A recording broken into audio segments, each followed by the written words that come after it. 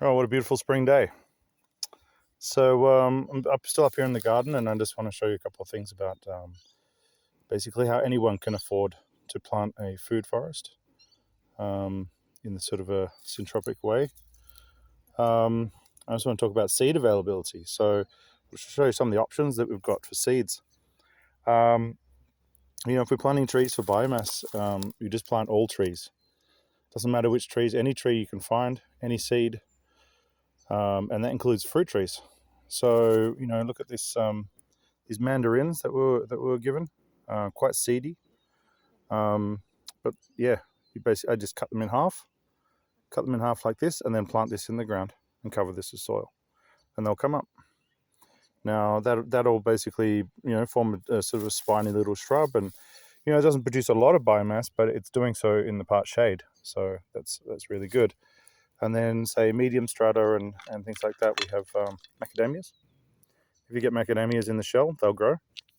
So if you want them to grow faster, you pre-soak them, but there's no reason at all not to just plant it as it is. You just push it in.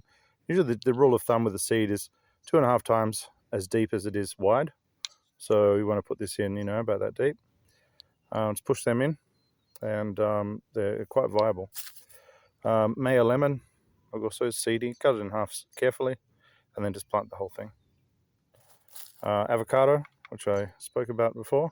Just plant those seeds. You can plant them pointing upwards or on their side or an angle, but don't plant them upside down. What else we got? Yeah, just old potatoes. They're good to plant with fruit trees. Don't waste them. They all feed the soil. Chilies. Think about it. When you get dry chili, just get a chili from whichever way, and there's just so many seeds in there. So many seeds. You hear it rattle.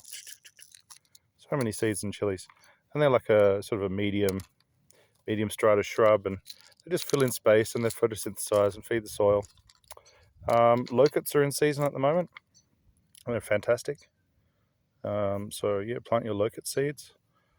And pomegranate, pick this up for $1. All those pomegranates, they'll all grow very, very easily. And pomegranate is particularly good if you're on a very rocky site, very harsh conditions. If you plant them into a tree row like this, we'll just sort of plant them along the center line. They will come up. Absolutely. I've grown pomegranates from seed many, many times. Very viable. And just again, seed swaps and your neighborhood stuff. Get some beans. Just put everything in. Just everything. Don't worry. If you can choose, you can cut things out when they grow. And it includes roadside weeds. Some crotalaria. Put that in too. Everything that grows well. Look at this tobacco bush right here. I didn't plant this, but I won't kill it either. But what I do is, see, I've cut it here, and then it reshoots again and produces all this lovely shade and biomass for me. So I'm very happy for them to be around. And as soon as they start to flower, that's the signal. It tells me, okay, time to cut. So that's what we do. So what is seen as a weed becomes a real benefit. So yeah, I'm going to plant all these seeds right now, and I'm not actually looking to harvest any of them for food. I'm just going to plant them just to grow them so I can cut them for mulch. But who knows? You might find this, the super pomegranate might be in there, or the super avocado, or the super macadamia. You never know what's going to come up. So keep your eyes open.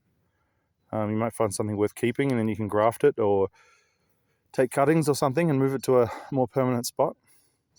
But this is a great way to do like a mass selection. Oh, don't forget your apple tree seeds as well. I don't have any of those at the moment, but we've put lots of apple seeds in here.